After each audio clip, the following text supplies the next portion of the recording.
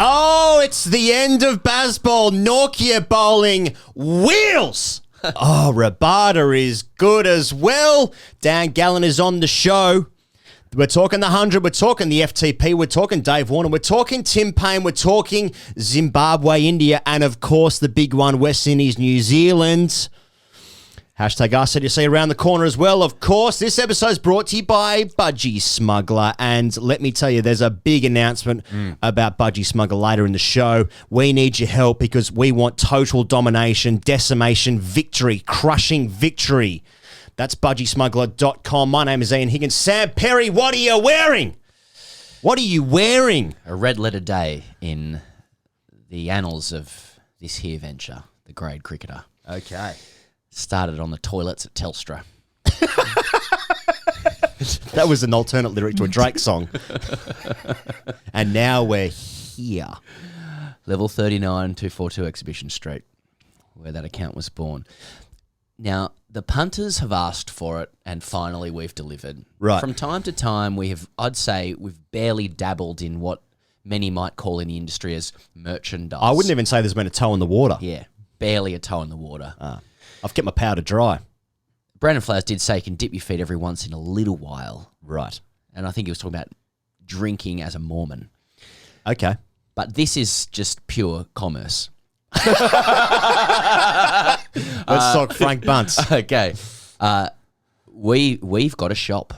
We have the grade cricketer has kit, and the kit is available for all now. We have on sale hoodies. We have on sale T-shirts. We have on sale caps, corduroy caps at that, and we have on sale bucket caps. I'm just trying to think of the next place to go with this because it is a red letter day. He goes, I want to start by saying this is sort of foundation kit for TGC. You're not going to find a bunch of comedy on these shirts. Not yet.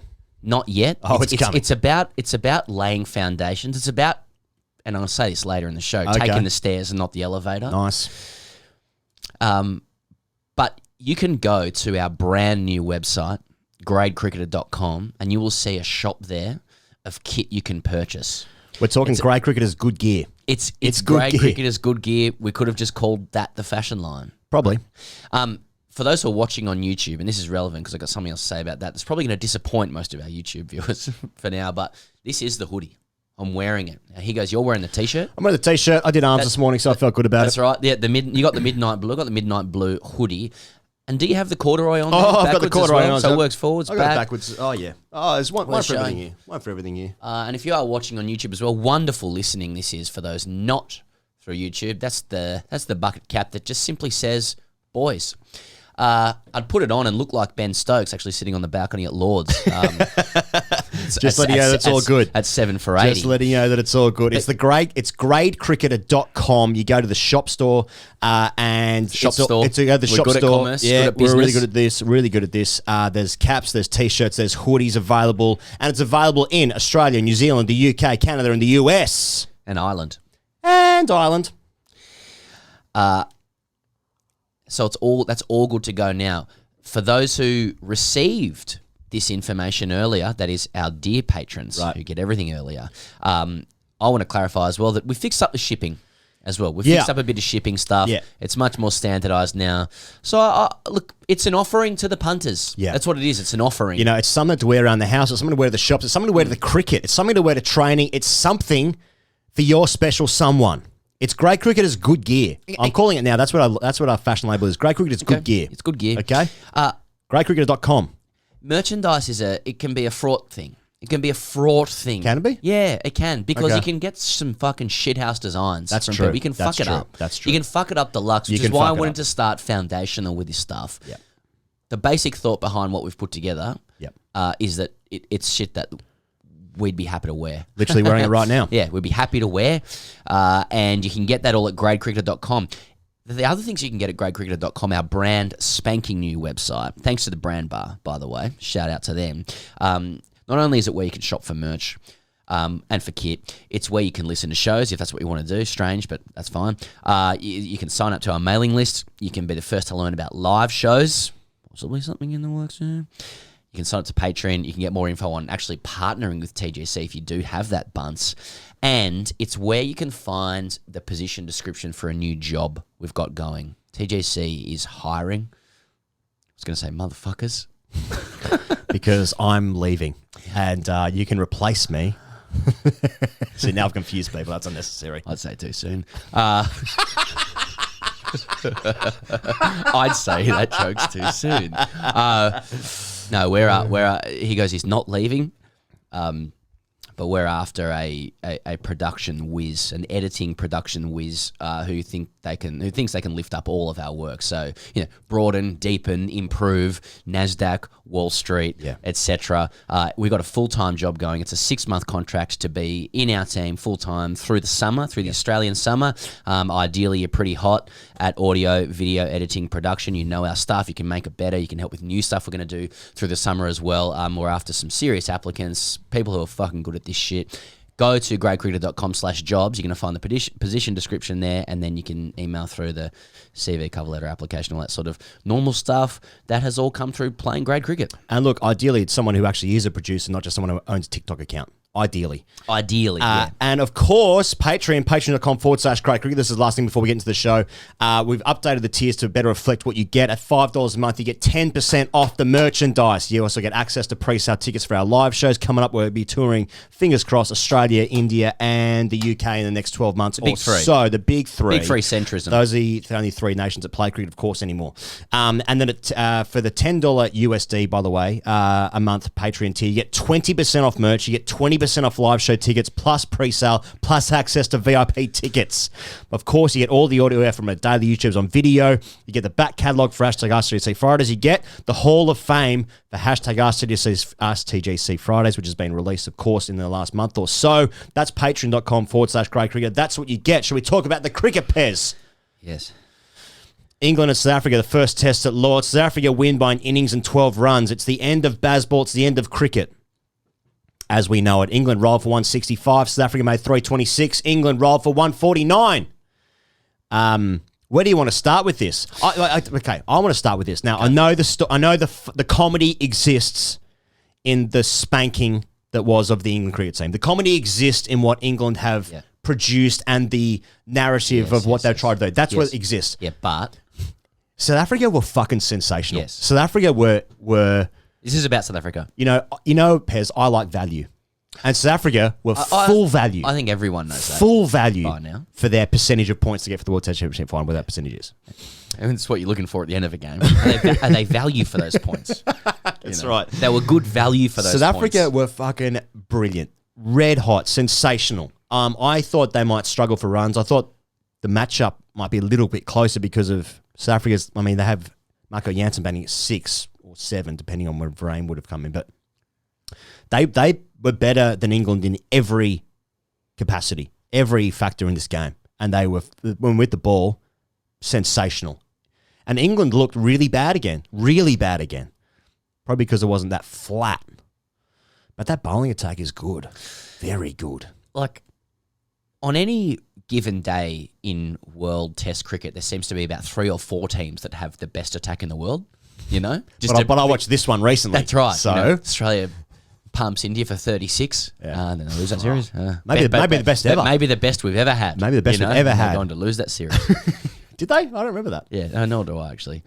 India win that series, and they've got the best attack plus spinners, and they do it at home and away and stuff like that. That's right. But now, I mean, did you watch it? He goes, Rabada, Jansen, and Nortje, they're all sex. And Ngidi is sex too. He's a nibbler. Nibble. Ngidi is sex too. Okay. And I think a lot of people have called this out. Of course, we will get to England because it was a particularly funny defeat. I don't think that's a rude thing to say or like going over the top. The way they have changed, the nature of the defeat, the fact it was predicted by South Africa's captain in a way. Mm-hmm. There are things you can say in response to it, logical things you can say, and they will be said. But nevertheless, you'll hear that from our chat with Daniel Gallan, that South Africa and Australia can compare notes on the satisfaction of an English defeat at home, right? But let's compliment South Africa. The bowling is red hot. Nortje actually started, and I know you in particular have been fucking hot on Nortje for a long time. Like Yeah, it's I'm hot on a bit of a Friend of the show. He's a friend of the show, and feels like a band that you saw early. I saw the Cat Empire at the Annandale. Nortje is the Cat Empire. Harsh. At the Annandale. Harsh. Cat Empire, circa late 2000s in their pomp, at their peak, played the Commonwealth Games in Melbourne. Okay, yeah. I mean, Nortje is not like Cat Empire's good band. he's not Frankfurt Beatles, but he's sex though. Nortje is sex. He is sex. He bowled pump early, and it looked real gun barrel. Root was smashing him first couple of overs. Yeah. And then he literally 2 overs. He just made Bairstow look like Bairstow again. Yeah. Bolt stumps. Yeah. Mate, that ball was 153 k's an hour. Yeah. I've not seen a ball that quick in a minute. And he looked so angry coming into bowl. Hey, it reminds His face. Give me some Brett Lee vibes. Yeah. Like it's just like the celebrations, like some chainsaw gear. Yeah. He picked up Dean Elgar at one point. That was funny. Yeah. You feel like he could swing an axe. Mate, there's some venom. There's some venom and in it's it's just facials. It's just behind the eyes. Something behind the eyes. Friend of the show, go back listen to the show. Or it's on YouTube, I think. Yeah. I don't know where the fuck it is, but Yeah, it's YouTube. is it YouTube, right? Yeah, you fans are stupid pigs. And it feels like it can swing an axe. It feels like the forearms are good. It all feels thick and good. But then, why do I also feel like he could also fix my printer? He could come around and fix my printer. Yeah. Why do you feel that way? There's a bit of techie. Well, he's a conundrum. He's got range. You know, Nortje's got range. Don't try and put him into a box. Do not. I've always said that. Do not try and put Unrick Nortje into a box because he can cut down a tree for you and he can fix your printer. Yep. What? Now, there's a line of merch coming up for our South African audience. I can't remember a commentator so plainly calling for for the dropping of a player as Mark Butcher did Zach Crawley in the second innings. He didn't do it. He didn't do it like venomously. It was more a put the kid out of his misery kind of thing. Yeah, put it down. Yeah, not venomously. He was saying kill it. He needs to be killed. Take it out the back. But, also friend of the show, Zach Crawley. And Mark Butcher. Both friends of the show. I'm just saying that Zach Crawley's a horse. Everyone's a friend. Everyone's a friend. Just drape the curtain around it. Now, this is the glue funny. factory. Zach Crawley to the glue factory. It's just he's young. He can come back. I'm a big. I think Crawley's good. I'm big on Crawley. Everyone thinks he's good. I'm big on Crawley. Everyone thinks he's good. But I am saying drape the curtain around it. Look, I'm not. He doesn't have any. Crawley's failed twice again here in terms of runs. He doesn't have any defenders now except for maybe Brendan McCullum and Sam Perry, and that's two end of the spectrum there. Mm-hmm. I actually bowled to Brendan McCullum once, who came down to grade training at the Tigers when he was 2003, 2004. Did he play a game? I think he did play a game. Yeah, or at least I know he trained. I was not at his level in terms of gradings at that point. Just to be clear. In case anyone was wondering, we sort of weren't at the same level. Yeah. He was playing threes, you were playing fives at the time. He just broomed. It was just a broom. Right. He just broomed it. Anyway. Fast hands, McCullum. Yeah, it was everything. Quick feet as well. But I note that Harry Brook is being mentioned as a potential replacement. I think they've got the same squad for 2 tests, but I'm sure you can just, get in the car and just drive to the ground and then you can be that player. Yep. It was I think South Africa were excellent, and I think England's approach to the game, which is commonly known as Bazball, may be something that works quite well in quite specific conditions. I suspect that the term Bazball, which is being, they don't like it. I won't say they don't like it. I think Brendan McCullum is like, he seems like a really great bloke, and he great bloke, white wheels. He doesn't like the idea shoes. of like, this brand of cricket's now being named after me. I feel like he's not about that life, But at the same time, you can't openly talk about the fucking Nighthawk and sending Jimmy Anderson in to hit the winning runs, publicly talking about going 7 and over to chase runs, and then being like, "Well, hang on a second, we're just having a go out here." No, I want all the rights and none of the obligations. Exactly, publicly saying we're just going to fucking change the game of cricket as it's ever been seen before, and then when you get rock and rolled, as it's going to happen probably at least half the time, if not more, they're like, we're going to have a laugh at that. We're going to have a laugh at that, aren't we? And like they try and like in the same way as you have Bazball wins, you have Bazball losses, and I think England have called that out. Right. But I don't understand, as you say, why they try and distance themselves from the word. Like, you can't try and get rid of the word, but at the same time talk about going at 7 and over to win games, or walking at blokes on your second ball when it's 50 for 4. Like Stokes actually seems at pains to say how happy he is all the time. Yeah. But it's almost like he's like protesting too much, Like it reminds me of that meme. Like I looked it up online. It's a guy with happy face crying mask. Yeah. A classic of the genre. But like, people talk in all seriousness about Bazball or whatever. Like people will talk about it as fantasy cricket, but I think there's a specific logic to it. I think it's a good approach for England at this time. Like McCullum's picked them up from rock bottom.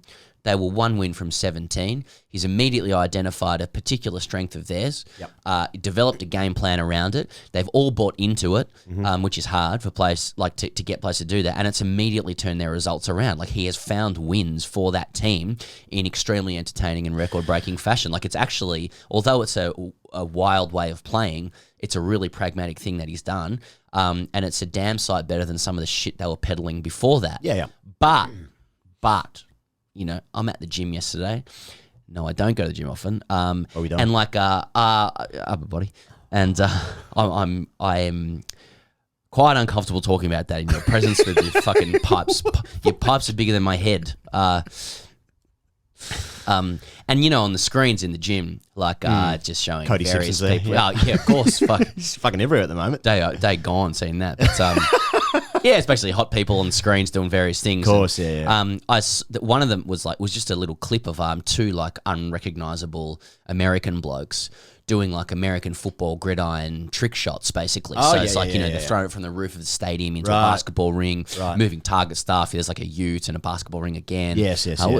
Now there's a bin, they're throwing into that, and like it's beautifully shot. Everyone's like high-fiving and yahooing and celebrating in these skills. You see this shit with football or soccer. You can see it with Aussie rules, see it with Union and the All Blacks, like league. But cricket, the culture of it, like cricketers are hesitant to show off, right? Or to do something, he goes, that like defies convention. Like it's almost an insult to everyone who came before in the game. If you come along and say, I can do this better or differently to how everyone else has done it in these 150 years, most of which were played in business shirts. Yeah.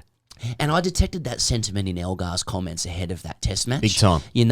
He'll deny it, but like it was the same with Smith when referencing Australia's quicks and Bazball, and like Warner's come out this week and gone, yeah, we got Ron Ball. He don't quite roll off the tongue. And so like there have been no better song in South Africa's song, like, or no better song in grade cricket than like knocking over upstarts who've like publicly declared, as Jack Leach did, that they're trying to rewrite how Test cricket is played in England. Yeah. That bowling on the top of off is not important. 10 wickets is important. Yeah. I actually personally think the approach is really interesting. I think it's good for the game. As a fan, I thank England for trying it. But you got to remember in cricket, like many people on the field, they get their energy from manufacturing hate for the opposition. Like absolutely. That is how they literally, that's how they create energy for their lives. Confect hate for the opposition, even though there's no rational reason to do it. But by playing this way and saying we're rewriting the rules of cricket and shit, we don't need to bowl at the top of off anymore. Yeah. Or it's actually quite a noble thing they're doing for the game in their country, truly. And it is interesting to watch. But that is fucking fuel to the fire for any hate-loving cricketer. Yeah, well, yeah, exactly. Truly. You're just trying to find something to hate, and England gives that to you. There's already enough to hate with England. You just have to look at the history of it. No, there is. And there's heaps of hate with Australia too. It applies to everybody. Of course. Right? It's not just one. Yeah. That's the titillating thing about Bazball.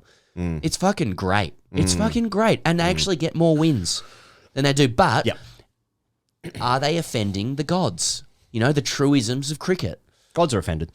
You can't forget that they've had 4 just fucking amazing victories in a row. And I won't. But I've already forgotten that, and everything's to blame, including 100, and everything. Broad will never play again. Crawley gone. Joe Root out of form. Worse than before now. Bairstow dead.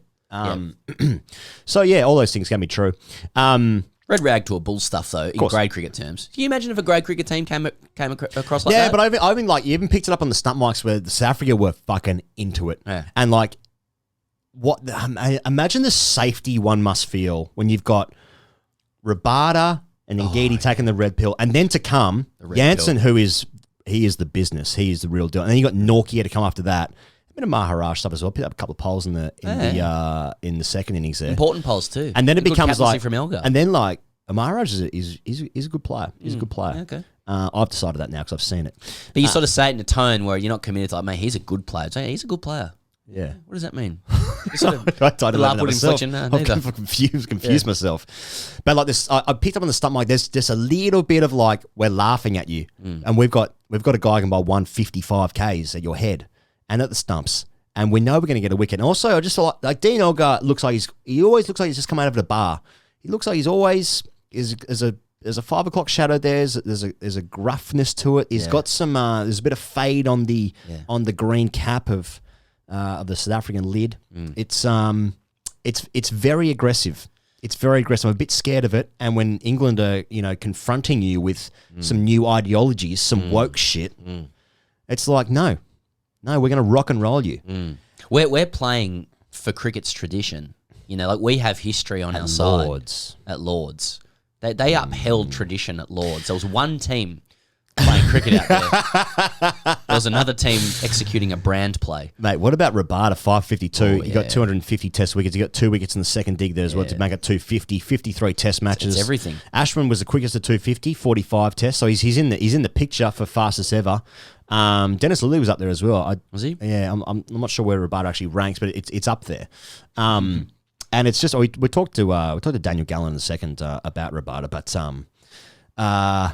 don't know what to say about it. It's just it's relentless. It's relentless. How many bad spells do you reckon you've seen Rabada bowl ever? Probably not that many, especially in Test match cricket. Well, I can only think of spells he's bowled in Australia because that's all I watch. Of course, right? yeah. So you've seen him bowl twice. Yeah, and I don't think he's played a game since of Test cricket for South Africa since. Probably not. Yeah, probably not.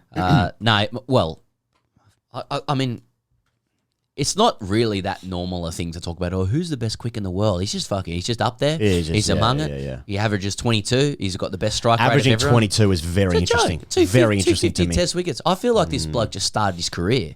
Yeah, 27. Yeah, he's young. And that is one of, I mean, we're going to talk to Dan about this as well. Like, it's just one of the shames about the FTP stuff and South Africa only playing 3 more tests for the next 80 years. Yeah. So he's going to have to take a few wickets in those tests as well. To get numbers up there past Harath. Yeah, I don't know. He's a fantastic player. Pez, what about this idea that I've just thought of on the top of my head? No, I was thinking about it. I was thinking about it during the engage your brain before speaking. Okay, this bowling attack was for England. Anderson, Broad. Yeah. Potts, thank you. Leach, Stokes. Yeah. Anyone else bowl? No, that's it, isn't it? Yeah. That's England are missing a lot of players. They are, and okay. Archer, Wood, Stone.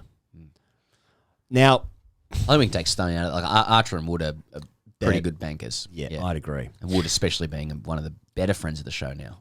So we'll speak more highly of him because of one good exchange with him. Still no spinner for mine. I know, a serviceable spinner. Yeah, look, I think Leach is improving, but maybe it just takes time in international cricket to find, especially a finger spinner. But I was just thinking, okay, Broad, Howard's Broad 34.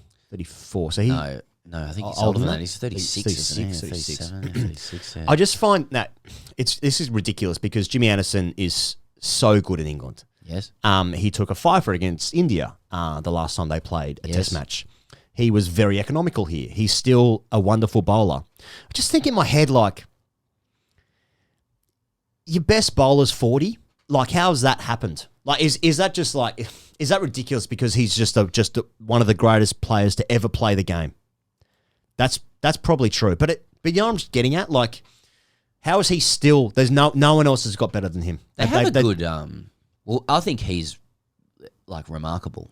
Yeah, Jimmy Anderson. that probably is is more answer, of a Jimmy Anderson thing. Probably is he's the just answer. An exceptional bowler, and I think he's you know, and then you slice and dice the stats any way you like. Like the stereotype of like only good at home is basically disproved for like the last 10 years. But because he's played for 25 years, you know, the first 15 still kind of holds weight in people's heads. But he's played well away from home too. Yeah, he's very economical away from home, isn't he? He's respected. People don't go after him at all. Broad's an interesting one, isn't it? Because like there's never been a greater vibes bowler than Stuart Broad, especially in England. But he took 3 for 70, actually the same figures as Stokes. But the feeling was that Stokes sort of got England back in the game, of which they were never really in.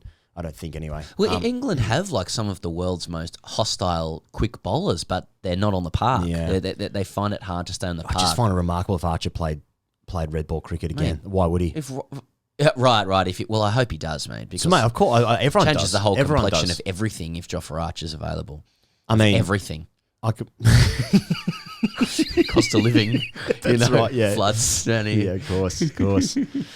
I was one of my favourite clips, of Archer is him playing a grade game in Tasmania, bowling leg spin, when he was at the Hurricanes, and probably not quite on the scene, like in terms of people's consciousness. Yeah, that's right. And there's he bowls a quick ball, and it fucking flies. It's like so it quick. almost two bounces into the fence, but off a couple of steps, Yeah. like past the keeper down leg side or something. It just.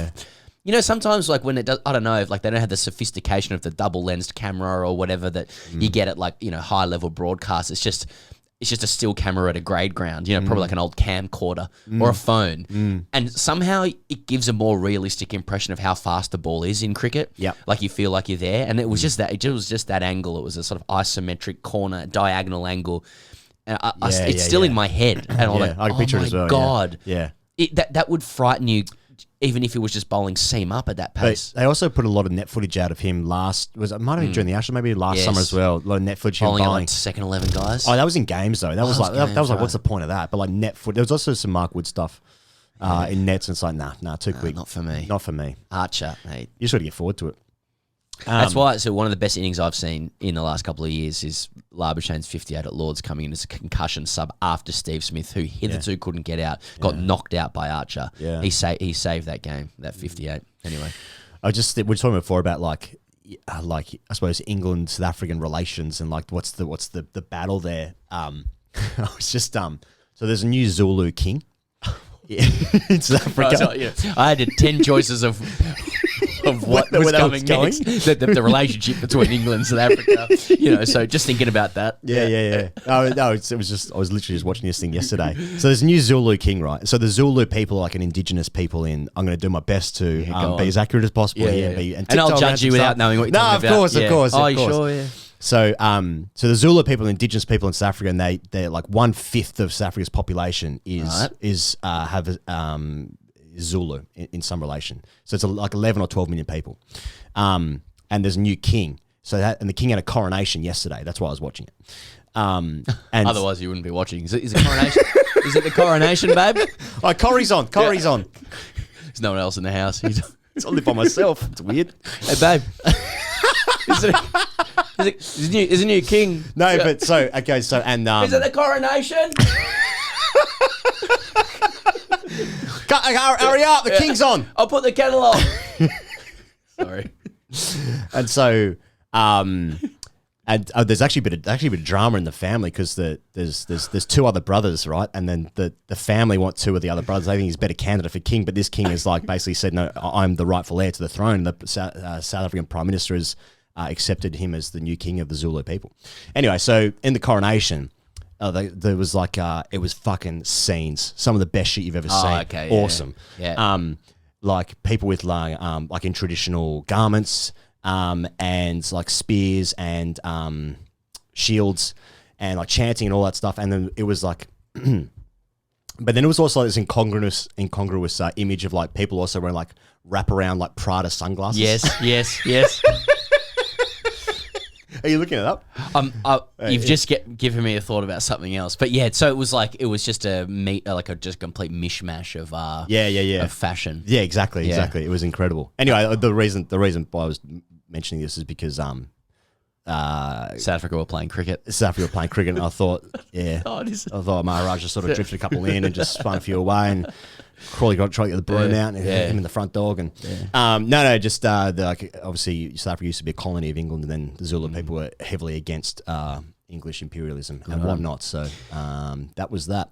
I remember, yeah, bloke with a spear and shields and Prada sunglasses. Speaking of kind of like royal shit like that, I remember watching it must have been 2003, 4, something like that. Australia's very own Mary marrying Prince Frederick from Denmark. Do you remember that? Yes. And they met at the ship in. Yes, the famous story. They met at the ship in during the Olympics. Or was it the slip in? The ship in is actually down at Circular Quay. Circular Quay. Did they meet at the ship in? I thought it was the slip in, which is on Kent Street. It was a slip in. It was on Kent Street. Yeah. Very like nondescript pub. Yeah. I'll just type that in. We've got to get that right. Got to get that right. Is it the slip in? That's that's not a site I want. It's the slip in. And speaking of like the incongruity, right? You know, this is Mary from was she from Hobart? Was she Hobart? Was she a Hobartian? Yeah, but was it even more remote? You know what I mean? Oh, was it Launceston? I mean, we better get that right. I'm just going to type in very important Mary Denmark Hobart. Oh, now I've got fucking some LinkedIn guy called Mark Hobart. What's he up It to? says she's 50. She's from Hobart, Tassie. She's 50? She's 50. Oh, yeah, I know. We're all again. We're getting on. Start again. Double up. And they broadcast the wedding in Australia, and like it was sort of it was a fixed camera on people coming into the wedding in Frog like box. It was basically Frog Box, but for royal weddings. Put that to me in grey terms. Well, it's Frog Box. Say no more. Frog Box Vision, set up at Long On. Pavilion end. And so you're inside the church and you're watching people walk in, and like obviously it's a who's who of Danish royalty, and like the Danes do sophistication and pastry, and pastry. But they're a fashionable bunch, especially the higher end. Outside of the socialist democracy there, and and so a lot of fucking high end people walking in, a lot of rigs, couple of coats, bit of money, coats deluxe, and bit of money. There was a bit of money, floating about, but you could also tell the Tasmania side of people walking in, and I still remember this. No, Hilton House. I just still remember this one kid. I don't know what his relation was to Mary, but he must have been like 13 or 14. Yeah. And he's just come in with this, like with his hands in his pockets, his buck teeth out, and like a suit from Lowe's, just walking in. And I quite enjoyed the coming together of all of that. Yeah, you know? that's nice. A meshing of cultures. There was a meshing of cultures. Yeah, he's probably doing well now. That young man, yeah. he's probably doing well. Yeah, probably. Yeah. So Maharaj is sort of getting over the top when he needed to, and just sliding it on. So So that was England, South Africa. So I guess we'll just see if Bazball works again. You know, like the whole thing is, that was one. I think I asked Dan about this later, but like, you know, is it if England get beaten, is it just because Bazball didn't work? You know, this time, this time. Maybe they've been unlucky because it's been so hot in the UK, and then it was a delayed start, wasn't it? In Lords, there was a bit of rain knocking about. They go to Manchester next, and the third game's at the Oval. But also, just more importantly, I suppose, in terms of the World Test Championship final, England are fucking cooked. They're out of it. And South Africa 1 foot in. Would you say? Yeah. Well. I think I do say. Okay. Well, let's speak to Dan Gallan. But of course, before we do that, Pez, now this is the big announcement of the week. Actually, several big announcements outside of the cricket and the royal wedding between Mary and Prince Frederick. Freddie. To his mates. Pez, Budgy, Smuggler. Yeah. Sorry, I can't breathe for a second. We're talking about the ordinary rig competition. No, this is big though, because we've talked about ordinary rig before. This is listen up shit. Listen up. This isn't. Stop what you're doing. This isn't us saying buy a hood. Hey, stop what you're fucking doing. Listen to this. We're involved in this, big time. So you've heard us talk about the ordinary rig before. You know, and this is Budgy Smuggler. This is Budgy Smuggler's campaign to celebrate ordinary rigs. Yeah. Truly, it's not about getting shredded and swole and shit like that. It's not about elite rigs. 30% of all eating disorders, according to Budgy Smuggler and their research, are now men, and it's growing. particularly around being shredded. But broader health is the theme of the ordinary rig contest, right? And you've heard us talk about the ordinary rig vis-a-vis the UK. Yes. You've heard us talk about the ordinary rig or Monsieur Ordinaire. Monsieur Ordinaire. Monsieur Ordinaire. All right, so that French accent, that was... Well, I was going for regional dialect. That was You went Parisian. that was the Australian accent as imagined by The Simpsons. But the kid had gone on exchange for a couple of years. Oh, he went from Bendemeer. He had a connecting flight. Sure, ordinary. Right. Anyway, yeah, because I'm a great francophile. Yeah. But the ordinary rig is coming to Australia, and you need to listen up. The grade cricketer. So, okay, where do I fucking start? Because this is big shit. We need your help. We need your help. This is a team effort. This is us. This is us all together. Not just Pez and I. It's us in your ears right now. This is a group effort because we want to fucking win. We are, but people will be going, well, how are you part of it, right? So, I work here. The ordinary rig is where people post pictures of themselves online, an ordinary rig, and we'll tell you what that criteria is. Please. And then judges, as you have to be named or whatever, will decide who the top 10 ordinary rigs are. Those 10 people will be flown with a friend to Sydney for the weekend where the World Ordinary Rig Contest will take place. That's on 29th of October. Yes. Here's the catch, ladies and gentlemen. Is there one? We have secured through our wonderful relationship with Budgy Smuggler for one person to be the grade cricketer's representative as an ordinary rig. TGC rep. The TGC rep in that top 10. Not just repping Pez and I, repping the community. TGC, repping fucking grade cricket. Repping grade cricket rigs. Yeah. Repping club cricket That's rigs. huge, if true. It is, and it is true. It is That's true. what I'm here checked to say. It, yeah, checked it. So we will have a TGC rep as one of the top 10 ordinary rigs. Good. We want it to be you. Now let us tell you what needs to happen. If you think that you are the grade cricketer ordinary rig and that you want to go to Sydney on October 29, be flown there with a friend. And there are other prizes as well I'm going to talk through.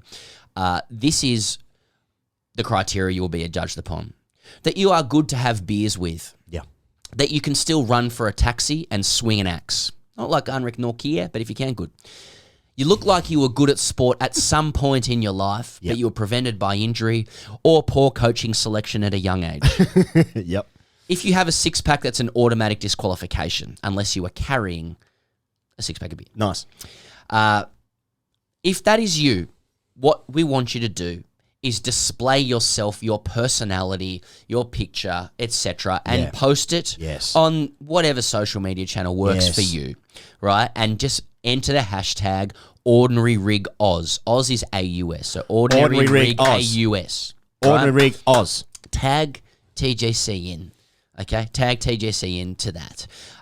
Also tag Budgy Smuggler, at Budgy Smuggler as well. The photos need to show some character, put a bit of a smile on the judges' faces, bonus points for likes and shares on social media. The judges are looking for someone just, they want to smile and nod in appreciation at how beautifully ordinary you are. Now, what if you fly to Sydney, if you're chosen as a TGC rep, you fly to Sydney and you get, you're part of that day. If you win out of the top 10... Yeah, this is where it gets good. You win $10,000. I'll have a look at that. Now, half of that money, and I know you'll do this anyway, will go to a cricket club or sporting club or community organisation of your choice, and the other $5,000 goes to you. Nice. There will also be, obviously, the judgment of being the most ordinary rig in Australia. But there will be a billboard in your hometown that says, welcome to insert hometown, home of Australia's most ordinary rig. Hell yes. With a picture of you. Yes, right? yes. But the big thing is that, like, here's what I want to say about this, right? Because there's going to be other productions. Sure. I'm not going to name them. You'll probably hear them. I'm not going to name them. Friends with a lot of them. And g'day for listening. And let's go grab a beer soon and stuff. But I'm not going to name them. Look, we don't like to piss in our own pocket that much on this show, right? Would you say that's right? We don't talk ourselves up that much. Publicly. Behind closed doors, and fucking if hell. you read between the lines, there's a lot. I mean, the implication if you fucking get in front of a mic is that you back yourself. All the business meetings, honestly, we just go through our own stats. But has any entity in this country contributed more to the discourse around rigs? Impossible. This is a call to arms for the years of beyond talking health about campaigns and obviously. celebrating rigs. I want multiple 10x, 100x, factor of 100 entries here from people. Yeah. I mean, this is the first time the Great Cricketer is asking the community to assemble. Right. Every club should nominate an ordinary rig. I completely agree with that. Every club should be in for this 10K. Oh, you'd have a look at it. Wouldn't you? Straight into the club of your choice. All right, here goes. No, I can't say this. Well, I'll say it next week. No, I was going to say I was going to make a big commitment to this, but I think we will talk about it off air. Okay. Probably for the best. But we want ordinary rigs to come through on social. And I'm going to back the audience that they will. I'm going to back the fans. Nay, I'm going to back the customers. As soon as this is heard, go to your club, nominate your ordinary rig, get them on social, show us a personality, tag us, tag Budgy Smuggler. Let's find grade cricket's most ordinary rig, and fucking what a rig it'll be.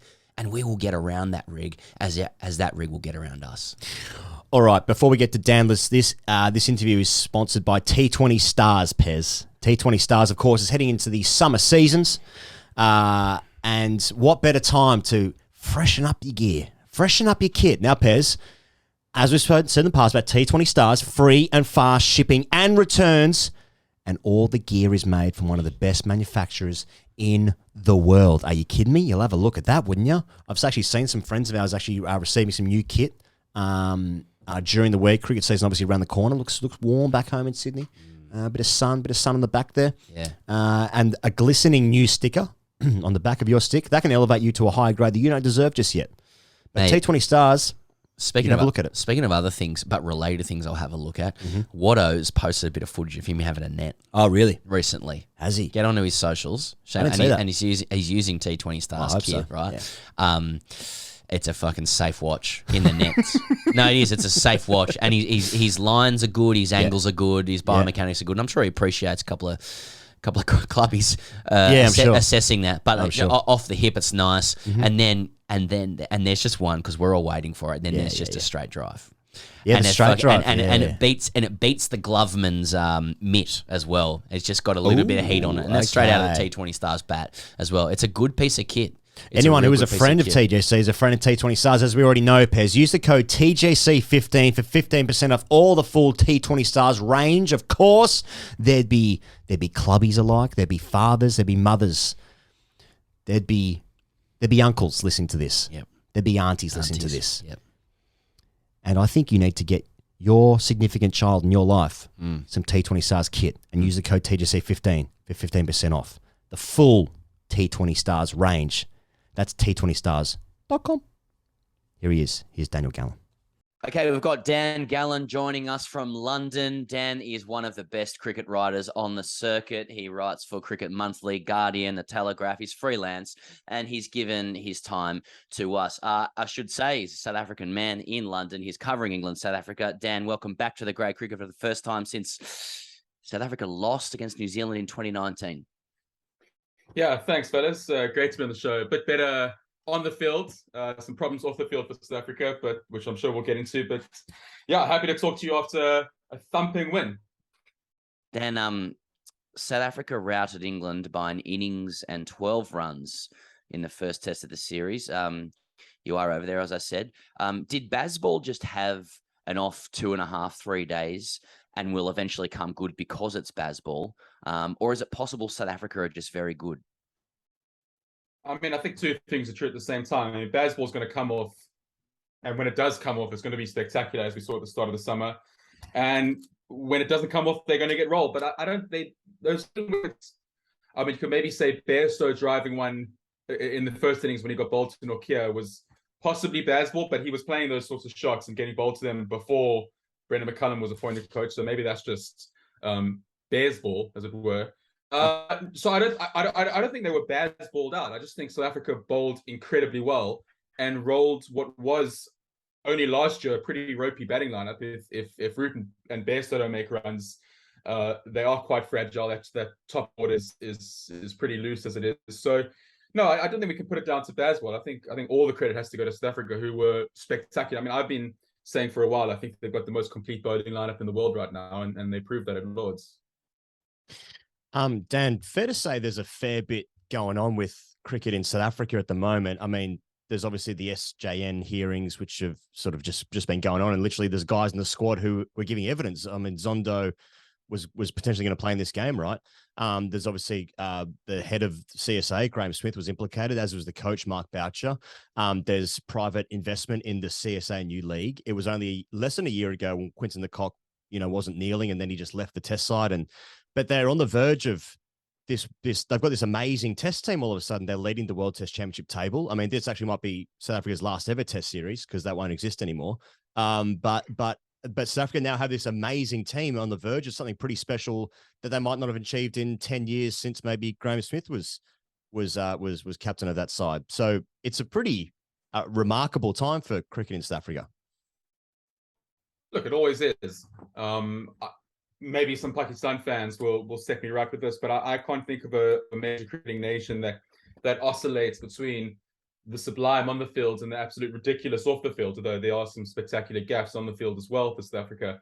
It's sort of a perennial state for South African cricket, where despite what's happening off the field, in the courts, and players refusing to kneel, and simmering racial tensions coming to the boil, 11 South Africans can get rolled onto a field and mix it up with the best teams in the world. That's just how it is. That's like Australians, we sort of have this innate belief that our natural physical gifts will carry us through when we got the great sunshine and the big open spaces, and our school system's great, and we're just a bunch of macho alpha guys, every single one of us, present company included.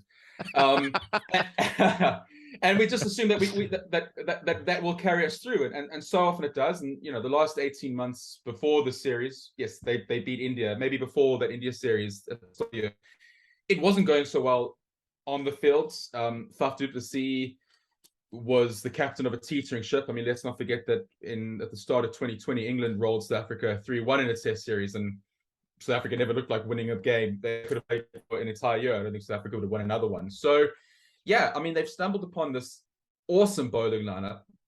I mean, it's got everything. It's got pace. It's got the left armour. It's got Keshav Maharaj, who is, in my money, South Africa's greatest spinner. Some people might talk about Tayfield, but I'm reluctant to talk about the guys who played during apartheid. It's got a batting unit that isn't filled with superstars, but are probably more than the sum of their parts. Quite a belligerent order.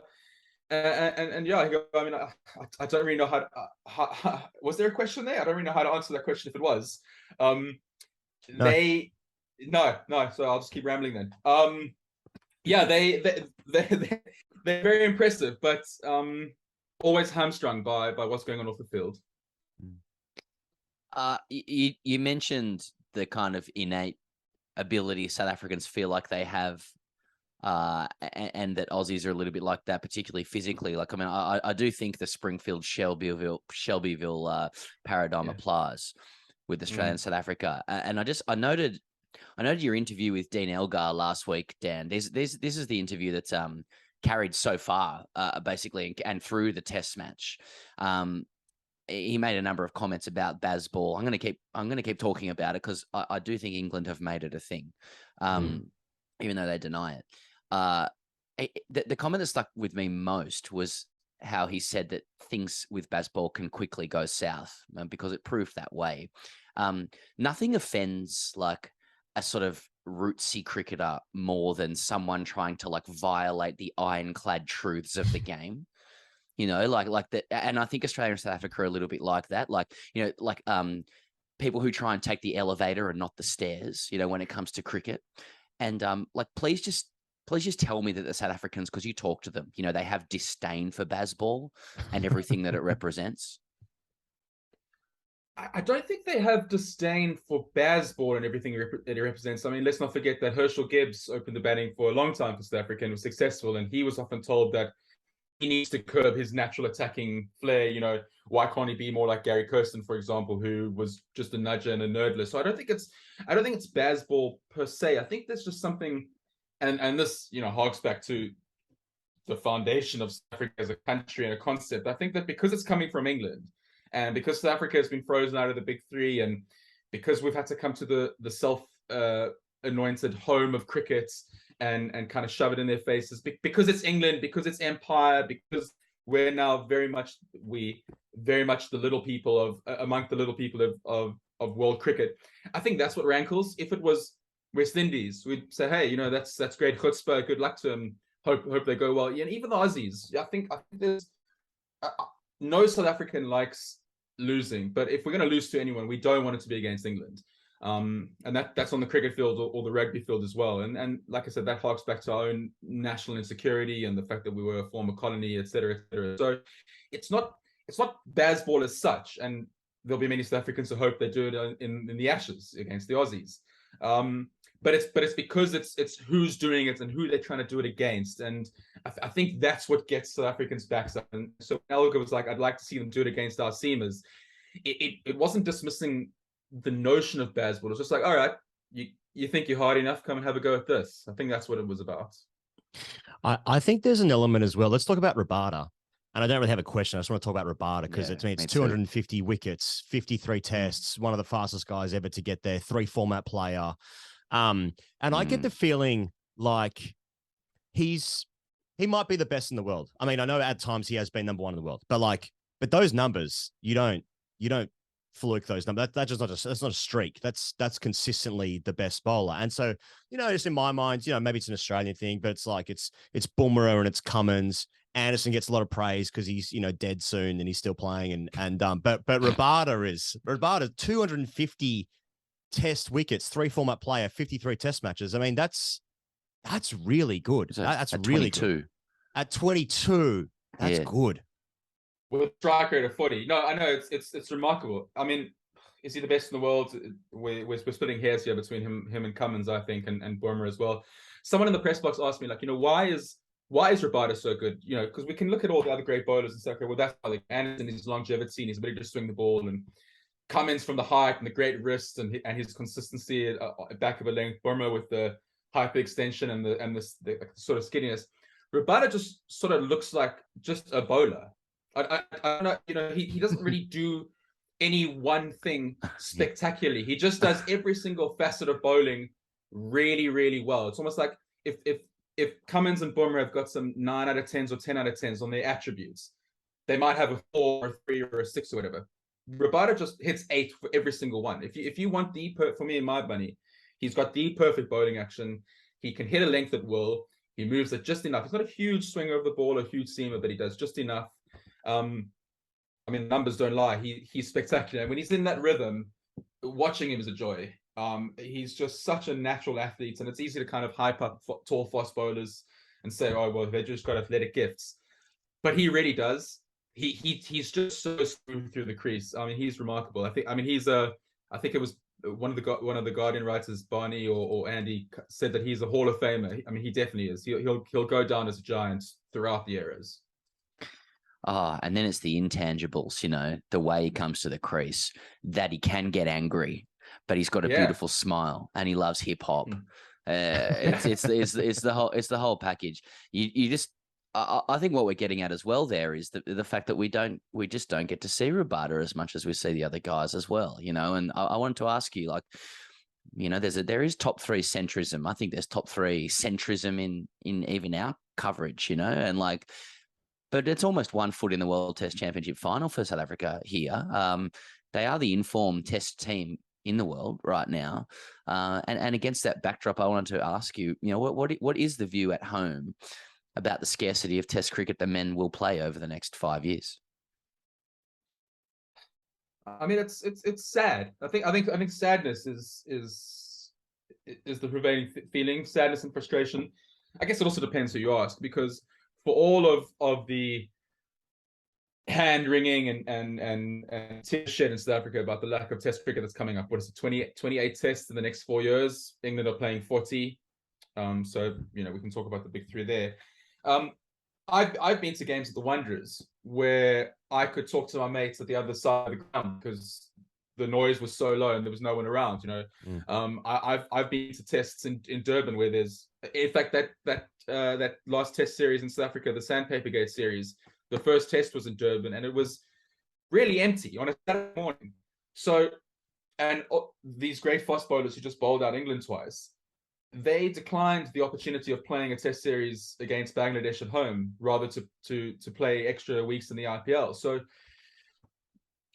we kind of need to be a bit honest with ourselves in South Africa and say that, well, yes, it's very sad that Test cricket hasn't happened, and it's terrible that poor administration has seen the financial situation in South African cricket get to where it is, that we're not seen as part of the big three. We're not seen as a commercially viable option, but we have in a way done this to ourselves. And I might get acid and said that I'm trying too hard. I'm bending over backwards to offer both sides of the equation. But I don't think South African cricket has helped itself. I mean, the 28 test was signed off by Cricket South Africa. An interview by Tinus van Staden in the Afrikaans paper report today with the new CEO Poletsi Moseki has said that it was Cricket South Africa who chose the schedule. They were at boardroom level at least content with the 28 tests. They are championing their franchise league that's happening at the end of the year with the 6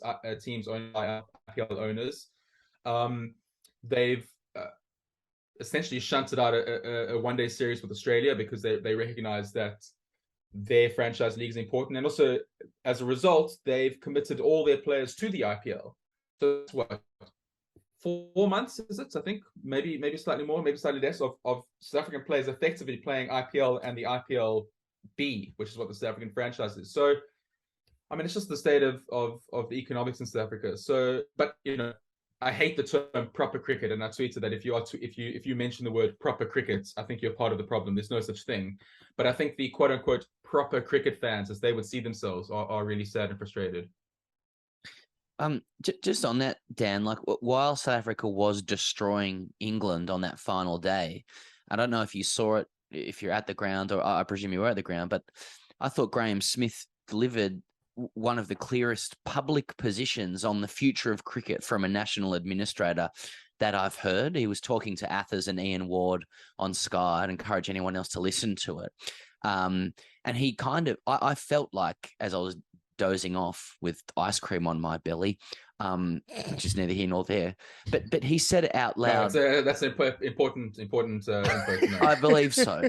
But I thought he said it out loud what a lot of people won't say anywhere else from different countries. So he was very straightforward in saying that South African Cricket South Africa are preparing for IPL central contracts that are year round, that they accept private money, but will remain the major stake, will retain the major stake to administer the money in the game and to the grassroots.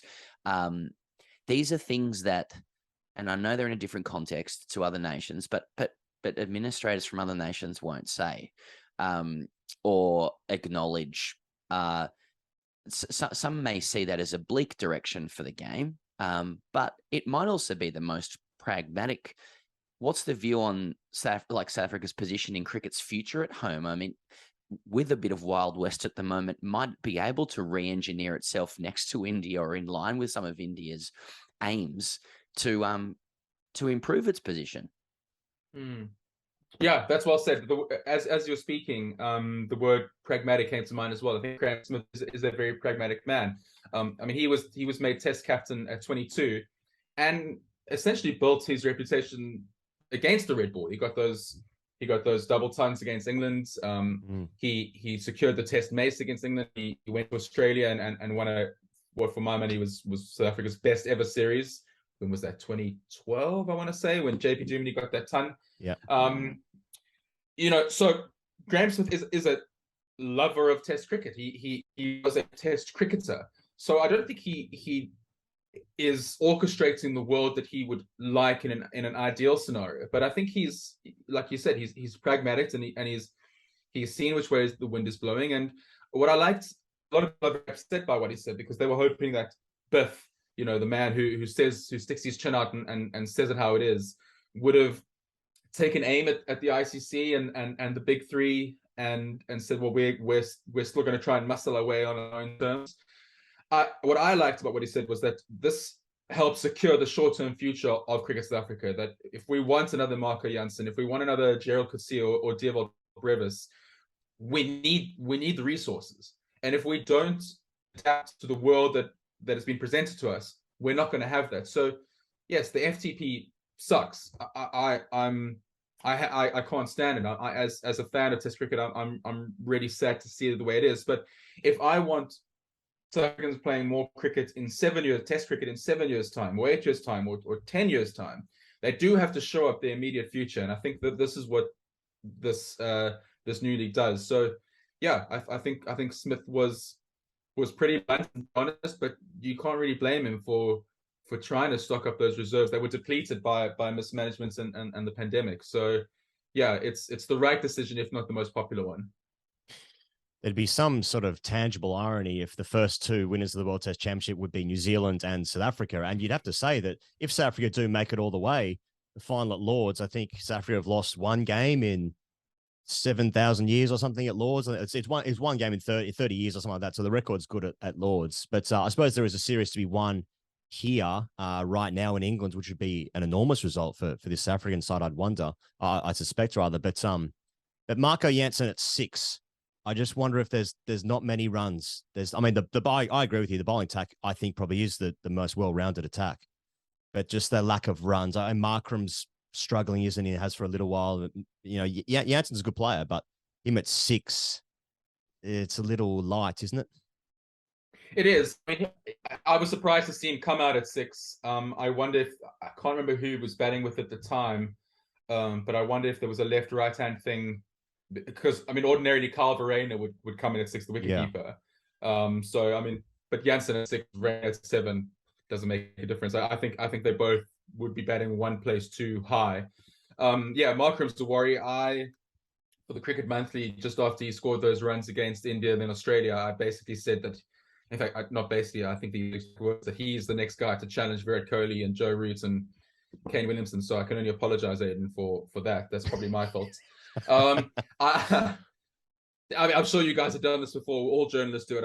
I've learned my lessons. I mean, I once said the next Jacques Kallis, so he's now scoring runs for Derbyshire or Leicestershire, wherever he's doing. Yeah, I mean, Aiden Markram.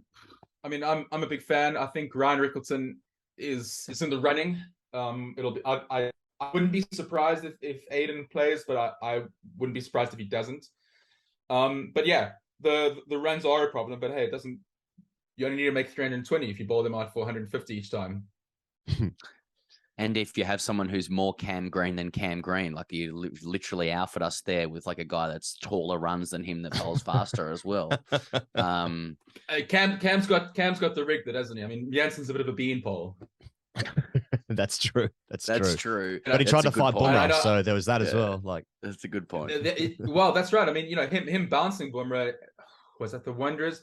I think Jansen's the real deal. He's I do too. I mean, it's not exactly the hot take, is it? He's 2 meters tall. He's left arm. He swings it both ways. He's got a bit of like menace about him. I think he kind of likes sticking it in, and he can bat. So it's just a shame he's only going to play 28 tests in the next 4 years. Yeah. I mean, given that you've already won this series, so I mean, let's look forward now to clean sweep, 3-0, unbelievable. I think it's about 3 times in the series as well. It's great getting non-English people on. You just have to go on Twitter. It's Africans are basically like just absolutely loving. I mean, who doesn't love seeing the Poms? Can I use the word Poms? Is that a pejorative? Who doesn't love seeing the Poms getting thwacked at the home of cricket? Yeah, I got nothing to add to that. But you did. You guys are going to be a good shot out here. in Australia. I think come December, January. Is it too far away to be talking about it? I mean, the answer is yes, but can we do it anyway? Well, I mean, it's just nice to hear some throw forward that isn't an Ashes series. So I'm more than happy to talk about. That's what I'm talking about. Absolutely. For me, growing up, the Australian series was always my favorite one. I spoke to Alan Donald for a piece last week, and well, I get him on the show. I think he'd be keen. He always said that England. Okay, sorry. I'll just get his number out. Hang on. Yeah. So people was, get Coley on. All right. Yeah, sure. After Alan though.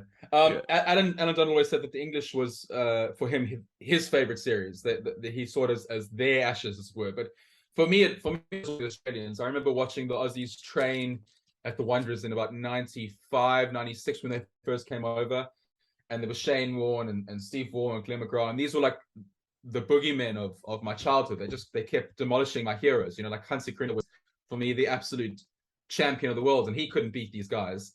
So for me, the Aussies always represented the team that, were the benchmark. They were the team you wanted to beat the most. They're going over there, you turn on at the early hours of the morning, and I know you guys talk about the hue on the screen, and there was just something special about their gargantuan stadiums, and people, we thought that we were rough at the wooden bench of the Wanderers, where we would like give the Australians and English stick, but watching the Australians on the side of the field was absolutely filthy, and it's almost like everything that we were, the Aussies were just that little bit more.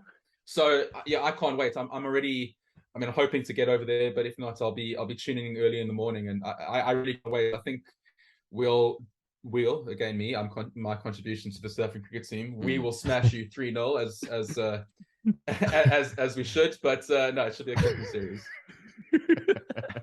You do go out here, but wait till sort of get Rabada on Adelaide and that kind of thing, even though he's not playing on the ground at all. What was the ground that Tim Payne said? Just wait till we get you back to the where was it? Yeah, the Gabba. I think it was the SCG at Ash one about the Gabba. Yeah. That didn't turn out so good on heaps of levels, actually. Hey Dan, thanks so much for the chat. Love to catch up with you again, especially ahead of the series, that the Ashes, that is the only other series that exists. But in the meantime, anyone out there, one of the best riders on the circuit, you can catch him in all the places that we've already mentioned. Dan Gallan, mate, we'll catch you next time.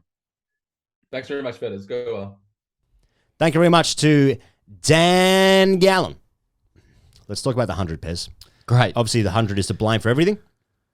And I've got a bit of a call to arms here, Pez. I want to know I want people to communicate to us, Pez, in some capacity, whatever that means might be. I want to know if you've gone to a game of the 100 this year. If you've gone, I just want to hear from people that have gone to the games. Yep. Is it good? Do you like it? Match-going fans. Match-going fans. I want to know about their experience of the game, because I'm seeing a lot of shit on the internet from people who aren't going to the games. Not online fans. Not online. I don't care about the online fans. Like us. Send us a message on whatever platform and tell us what it's like. I want to know what it's like, because ultras as well. I feel like I want ultras. It's like in Manchester United, like they've got fans of the Reds, and then they've I'm sure it's the same for Liverpool, and then top Reds. Oh yeah. Right? Yeah. They're top Rockets out there. Top superchargers. Well, the Trent Rockets are first, ahead of the London Spirit. Obviously, this changes every 15 minutes because there's games deluxe. But there's not really much to report with the 100 per se. Here we go. Here's something for the 100. Yeah. Okay, this is what I saw with the 100 this week. I saw Stoinis get hit in the balls from Tom Curran, right, and he reposted that. From Roo. That's a good. They call him Roo. Yeah. Good scroll. I saw Mitch Stark helping out the Northern Superchargers women's team, Elisa Healy's team in the nets. That was good. Yeah. I saw Alex Hartley being lovely to a young fan. I saw Moeen Ali and Adil Rashid sledging each other in a promo vid where they were having some kind of casual centre wicket bowl off. Okay. All scrolling stuff. Maybe I didn't see much game stuff because geo-blocking comes in with it or something. But, I've seen a bit to scroll, and people are happy and helping, and, maybe that's cricket. People were really keen after, obviously, when England loses a game, that's obviously great for everyone involved, including English fans, because they get to complain about something. Like Australia, sort of half the world sort of gets a bit upset about that. Yeah. But the 100's to blame for almost everything, because there's no first-class cricket being played at the moment, despite South Africa, obviously, the entire South African team had played 6 first-class games in about 10 years, and all 6 of those games were played by Keegan Peterson. So hard to know why England lost that game, but maybe South Africa was England good.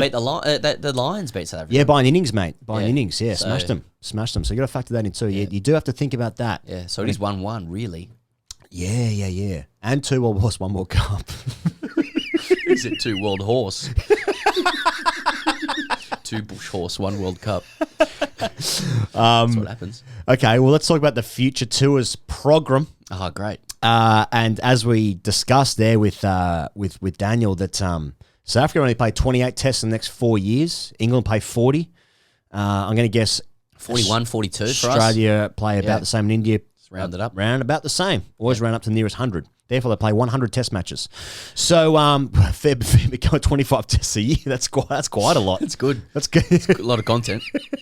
We'll be craving some short ball stuff then. That's right. Some short ball stuff. It's actually Love new. that. It's actually a new contest. We don't need to be able to talk on It's this. it's a new competition I'm actually inventing where there's no full balls allowed, so you have to bowl back of a length. You have to. Okay. What happens if you bowl full? You get Free hit. caned. 6 cuts of the cane. 6 of the best. No, what I mean is, Harry Kane comes in and he scores against you. You just got caned. Oh, I see. Oh, we need that little clip on here. That's a very niche reference for North London football fans. So there's cricket the deluxe. headmaster came out with the full robes with an actual cane. My old chaplain used to do that. Passed away recently. He used to teach us with it. He used to put the cane up to the wall and make Really? us learn, learn Bible verses. Oh, right. Like he put a blank in the Bible verse. So like, for God so blanked the blank that he gave his only blank. Oh, shit. Yeah, and he'd hit each word on the overhead projector, Yeah. the projected thing with the cane. Yeah.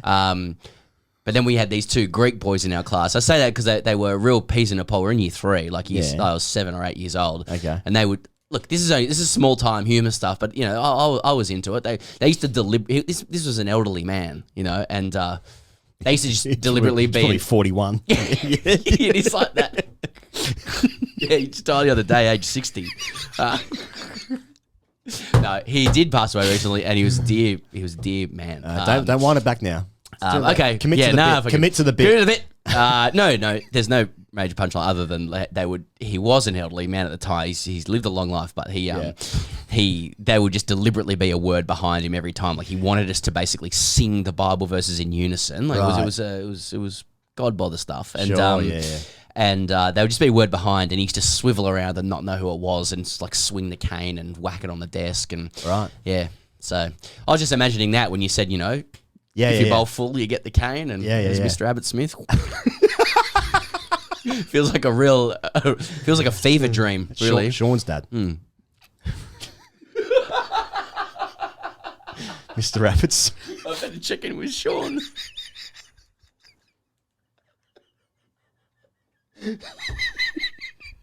Sorry, Saba. This entire show has been fucking off the rails. Did your grandfather die, mate? No, that's his name's Abbott Smith. Oh, sorry. Hope you're well, mate. Love to see you in the summer. Okay. He took a good court He bowl. took a catch. There's something happened in the 100. Good catch. I was watching this. I desperately wanted that ball to hit the deck. It always comes around. Oh, fucking If hell. you work hard enough, it comes around. Mate, what's the summer going to be like when there's fucking 4 of these competitions going on at the same time, mate? Great. What are we going to talk about? wait. This is better. This is way better. Yeah, okay, so FTP. Australia go to India every 2 minutes. That's right. Bit of bunts around for a couple of companies. Yeah, I guess content. I guess we play 5 tests now against them and England. And in England and India play 5 tests against each other as well. No surprises, really. Heaps more white ball stuff. Yep. Any other nation Good apart from the summary. big 3 don't really get a Play go. it. They don't make money off Test cricket, so they don't play it. Yeah, the big ones play it. Yeah, but we'll still play because we can't go from 0 to 100 with this stuff. It's got to be sort of a petering out process. You can't go from 5 tests against South Africa over a couple of years to 0 straight away. You got to peter it out. You got to phase it out. They fucked off bi-laterals by and large, haven't they? Fuck them off. Yeah, fuck them off. A few more trilaterals. Got rid. Put your foot through it. Less bi, Away. more try. Yep. You got to try before you buy. And there's an ICC tournament every year. All right, so there's something to win. God, yeah. I don't know what I want really. I just know that a couple of administrative bodies are easy targets for kicking, and a couple of jokes that I haven't researched. Of course. I don't know. I just sort of wake up and so I think Johnny Lou, I sort of wake up. tea. Am I fasting today? No, Johnny Lou's comment last week about people in cricket curating their own timeline. Yeah, I of like the cricket that. they want I to like follow. that. I thought that was quite astute. Yep. Quite an astute, but it made me think: do we already do that in a way? Maybe not. You just follow your national team, but now it's like, there's heaps of franchises around. Which game has Rashid Khan bowl into Quinton de Kock? I don't know. That is true. I mean, I've genuinely never watched the Big Bash. I've never watched it. Right, and that includes obviously this is our job. It makes a lot of sense, actually. Some of the comments made over the years. Yeah. Who's this bloke? His name is not Sean Abbott Smith. That's right. So even then, in our own summer, I still don't watch those games. But there'll be other times in a different window where I'll watch cricket that, I mean, obviously it's different now in my life. But even still, I barely watch the Big Bash. I just don't really... But sport isn't about watching. Sport's about scrolling now. Sport's about look at that. There's KFC. I'm going to buy some of that. Yeah, bucket on my head. head. Bucket on my head. Well, speaking of the Big Bash, great news for the Big Bash because Dave Warner signed a 2-year deal where he can play 5 games a year. So that should get bums in seats, I reckon. But more importantly, do you have anything to say about Dave Warner signing a 2-year deal for the Thunder? He literally should be available for 5 regular season matches. Yeah, 5. I don't know. Is the next thing you're going to say an adjacency to that? I mean, I have some things to say. Yeah, sort of. Yeah. So in terms of there's a broader conversation with Warner, which has been going on, bubbling away for a little while. Oh yeah. Which is he's open to an honest conversation, inverted commas, about overturning the captaincy ban. And Warner has said, let me quote to you Sam Perry of the Grade Cricketer. He said, that hasn't really been brought to the table. As I've said plenty of times off the record, it's upon the board to reach out to me and open their doors. Then I can sit down and have an honest conversation with them. The board has changed since back in 2018, and when all those sanctions were dealt, it would be great to have a conversation with them and see where we are at. We've spoken for a little while anyway, that this is in the works, it is being overturned. That conversations are being had or attempts are being made. Maybe not that publicly, but CA knows it's on the table. Yeah. Thank you. And Warner seems to be such a lightning rod for every levered decision within cricket in Australia because he's a 3-format king and has the codes. That's where I was going. Sorry, no. It's true. I think that factors in. We know the FBI raided Trump's gaff the other week. I mean, they'll be in Warner's place soon. He's got the codes. Yeah, I mean, I did also note last week that, of all of the jokes we bring to every show, that the one that people in India loved the most was you calling the FBI female body inspector. I get those. I recall talking about that in Year 7, and rightly so. I note with the Warner thing, does this matter? Pat Cummins has, on multiple occasions, publicly endorsed it and agreed with it, so he doesn't see a threat. No, but he likes it. He's come. Give Warner what he wants, please. And that the Thunder, Sydney Thunder, who he signed for, according to Ben Horner or Pete Lawler, one of the two Sterling journalists' latest pieces, the Thunder are approaching Cricket Australia for clarity around whether they actually have the power to appoint Warner captain regardless of CA's view on his ban.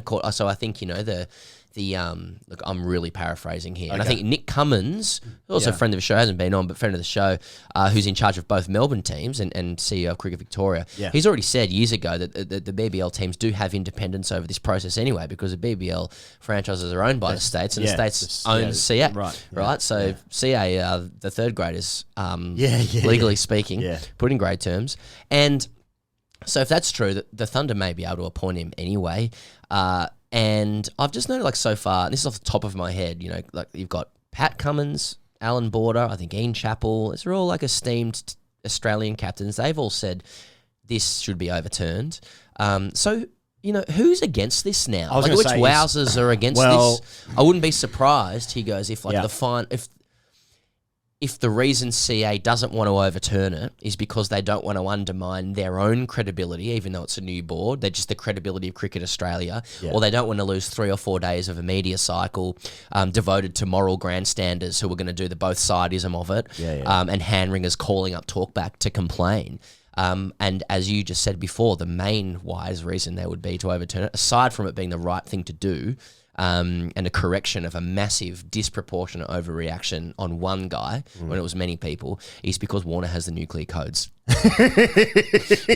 He's got the codes. Yeah, he's got them. He's got the codes. Yeah. I think it's in everyone's interest. Yeah. Warner and Moses on Rex were down doing stuff with they were doing like grassroots stuff. So Moses obviously with the Sixers and Warner now with the Thunder. They were doing community stuff with young kids getting into cricket and all that kind of stuff at Waitara Oval, actually, I think it was. Right. And like someone that I know loosely was like posting stuff because her son is like really into cricket and he's like, I don't know how old he is, 7, something like that.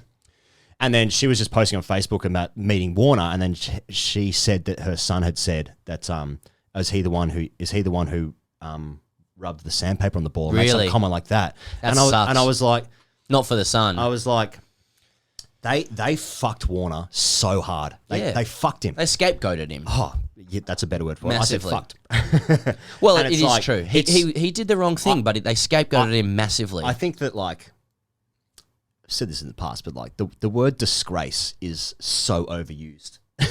Like it's just, there are very few things which are a disgrace. They lack grace.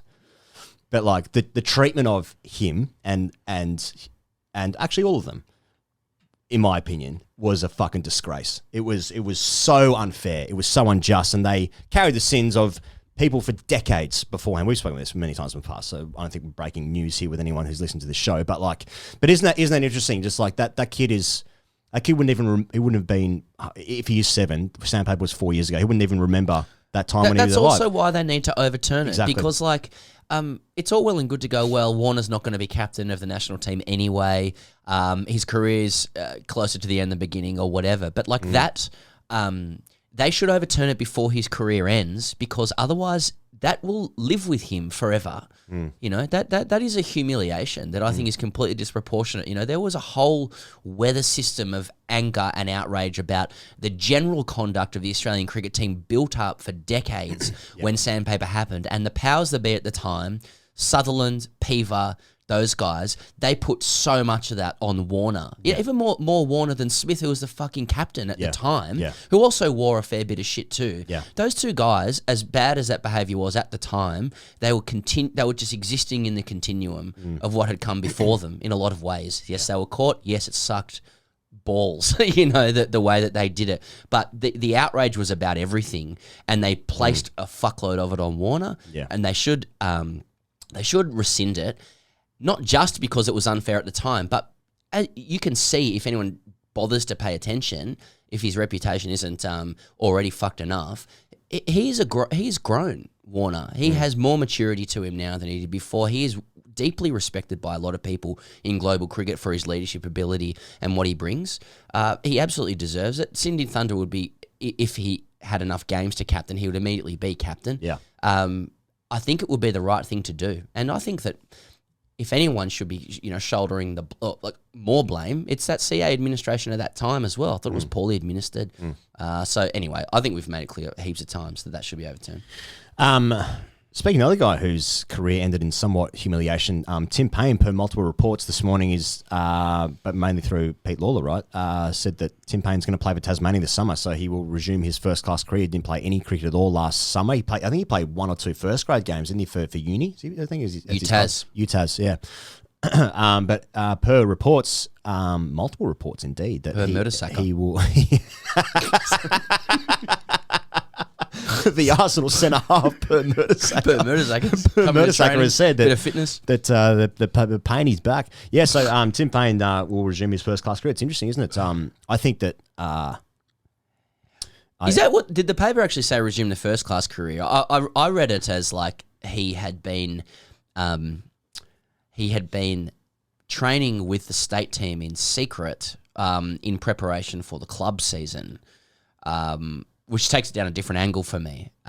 So the first thing to say, I think, is that I think it's made quite clear, or at least implied in the article, that this has been a really, like, that PAINE has gone through some really dark days following that sexting scandal, and that this is part of his recovery and really good for his mental health. And to that, I can only say all power to the guy playing cricket and stuff.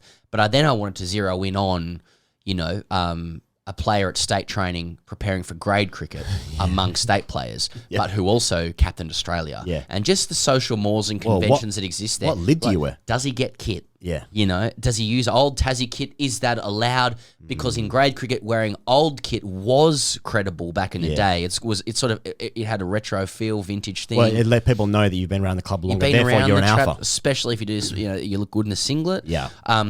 How is he treated? When does he bat in the nets? Does he get the net when he wants? Does he sort of bat at the end? Did he pick the bowlers who go into that net? That's right. Yeah. If he does have a bowl, does he get the worst of the balls that are there as well?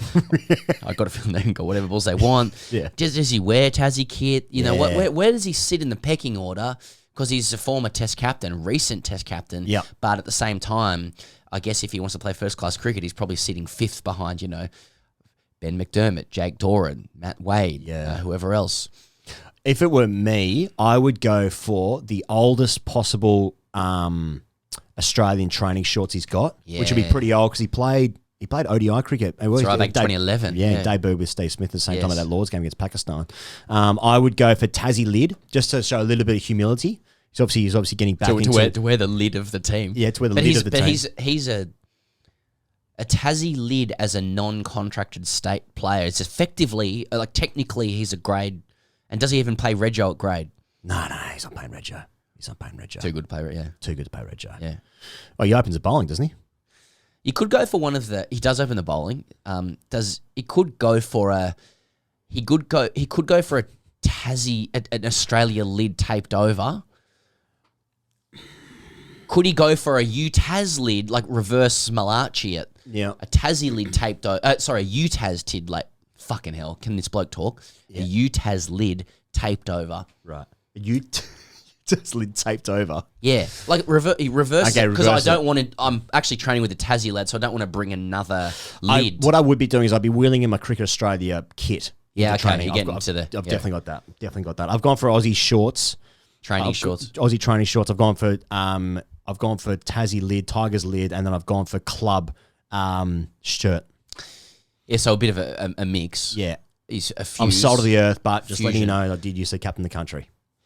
It's but it's hedging your bets, that, isn't it? Like, if someone wants to sledge you for something, it'd be interesting to know, like, can you sledge PAINE? He's pretty alpha down there in Taz. Yeah, but he's a grade player. But is he open to that joke? No, I mean, this is why it's great. Someone's going to find out. Someone's going to find out the hard way that that's not open. But, like, it's probably young players on a rookie contract who just might use him as photos, like trying to alpha him. Oh, yeah, just say, like, you give me a few throwdowns or whatever. Yeah. Just help me have a hit up. Do you know who the fuck I am? Are you doing anything at the moment? You doing anything? Do you get that at training? Oh, yeah. You're just walking around, like, maybe you just take it. Are you doing anything now? It's like, such an existential question. You weigh them up in 3 seconds. Yeah. If you play a higher grade than me, I'm not doing anything. Let's talk. Let's network. Pez, let's talk real quickly about, so Zimbabwe and India played in ODIs in Harare. Right. And Zimbabwe lost by 10 wickets in the first game. India chased down 190. And the second game, India won by 5 wickets. Okay. The third ODI is today. So we're talking about the Asia Cup. The Asia Cup is something that we'll cover on YouTube. This will be the 15th Asia Cup. Yep. It's the first one since 2018. The first one ever was in 1984. It's India, Pakistan, Sri Lanka, Bangladesh, Afghanistan, plus a qualifier who is either going to be Hong Kong, Singapore. I think Oman is in there and one other country. Mate, I learned overnight that Kuwait beat UAE. Oh, they got it done. Yeah, they got the they got the chocolates. The Kuwaitis. They got up. Mate, it's a good song. Oh, they got it done. Yeah, I was following it. I had to pop out. Yeah. Okay, so India have won this tournament 7 times. Pakistan have won it twice. Sri Lanka, 5-time winners of the Asia Cup. Okay. Okay, this year they're playing it as a T20 tournament. Other times they've played it as the rest of the time's been the ODI tournament. But basically, it's good prep for the World Cup, so they're going to play as a T20 tournament. It was obviously supposed to be in Sri Lanka this year, but because of the civil unrest in Sri Lanka, they moved to the UAE. At the moment, the UAE, not really a place you want to be playing in cricket. It's 40 degrees every day, and there's dust storms every day, as well as a bit of rain knocking about too. So the first match is on Sunday. That's Sri Lanka and Afghanistan. The second match, though, Pez, the second match is Monday midnight our time, and that's India-Pakistan. And India-Pakistan will play each other probably twice, maybe 3 times in the tournament. And that, as we all know, is the biggest game in world cricket.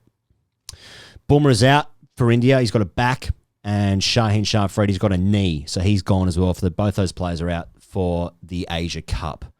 It's only a very short time. I think the final's on September 11, actually. So it starts... Oh, fuck me. Yeah, why can't you say that? You can't say that date. It's because you said actually. Actually. Holy shit. It's actually on September 11. When else have you talked about a tournament and then just added as an addendum at the end the date of the final? Yeah. Oh, the final's on September 11, actually. Well, I was more Could be pointing India, out, Pakistan. I was more pointing out that it was a very short tournament because it starts on August 28th or something. I thought that, yeah. And that should be a big day. So yeah, but we're going to cover those games on the old YouTube. What are we doing? We're doing all India games and all Pakistan games. Is that right? Yeah, and they're playing each other a couple of maybe times, maybe 3 as well. times. Yeah. Yeah. So we'll get a semi and a final in as well. It's 2 groups of 3. Winner. So top 2 go through. Winner plays against each other. Who then the winner of that goes into the final. So that's why India Pakistan might play each other 3 times. That's the equation. Does that make sense? Yeah, I like it. Anyway, so that's on. Okay, the West Indies and New Zealand. That's also a white ball series going on. New Zealand won the T20 series 2-1. The ODI series is 1-1 at the moment. The final ODI was actually being played right now. It started at 4:00 this morning, so it actually might be finished. So there you go. Mate, you brought more than me. Yeah, I don't mean to laugh at you. I like talking about it and go, it might be finished. Well, by the time people listen to this, it will be finished. So can you believe that thing happened? Mate, I was just looking at 2 squads though, Pez. So New Zealand playing pretty much full strength side for the T20s. They had Guptill, Conway, Williamson, Phillips, Mitchell, Neesham, Bracewell, Sand, Sodhi, Southey, Bolt. Yeah. It's pretty good. Yep. Pretty good. And there's also just issues with, and then also finally with like the white ball stuff and just ODIs generally. New Zealand are also full strength for the ODIs, and Kane Williamson's playing he's only played 2 games since the 2019 World Cup final. Really? Southey has only played, his last game was in Feb 2020. So, like, just goes to highlight how fucking insane the calendar is for everyone. And ODIs, what is it? But just comparing those 2 sides, so, like, this is via ESPN Cricket Info for the New Zealand series. Like, just West Indies seemed a bit of a shambles again with, like, who's available to play. So, Andre Russell hasn't made himself available for selection. The status of Sunil Narayan's availability is a bit of a mystery. Evan Lewis and O'Shane Thomas have not appeared for their fitness test. Sheldon Cottrell and Roston Chase are out with injuries, while Fabian Allen has pulled out for personal reasons. So it's a surprise because West Indies got dusted by India, didn't they? And they've also lost this T20 series against New Zealand. Now, New Zealand are strong. Guptill, Conway, Williamson, Phillips, Mitchell, Neesham, Bracewell, Sand, Sodhi, Southey, Bolt. It's pretty good. But West Indies, I just feel like getting to a tournament, like, you know what I mean? We fell to the UAE, didn't we? In the UAE World Cup.